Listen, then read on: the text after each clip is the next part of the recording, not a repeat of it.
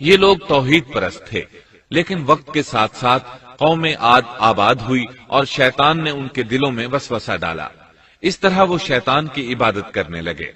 چنانچہ قوم نوح کے بعد سب سے پہلے جس قوم نے بت پرستی اختیار کی وہ قوم عاد تھی۔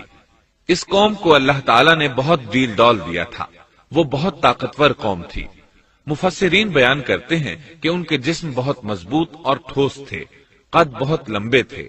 آدم علیہ السلام کا قد 60 ہاتھ تھا، اس قوم کا قد بھی قریباً اتنا ہی تھا۔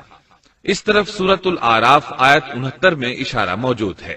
اللہ تعالیٰ فرماتے ہیں وَاذْكُرُوا إِذْ جَعَلَكُمْ خُلَفَاءَ مِنْ بَعْدِ قَوْمِ نُوحٍ وَزَادَكُمْ فِي الْخَلْقِ بَسْطَةً فَاذْكُرُوا آلَاءَ اللَّهِ لَعَلَّكُمْ تُفْلِحُونَ۔ اور تم وہ حالت یاد کرو جب اللہ نے تمہیں قوم نوح کے بعد جانشین بنایا اور ڈیل ڈول میں تمہیں زیادہ پھیلاؤ دیا، سو تم اللہ کی نعمتوں کو زیادہ یاد کرو تاکہ تم فلاح پا جاؤ۔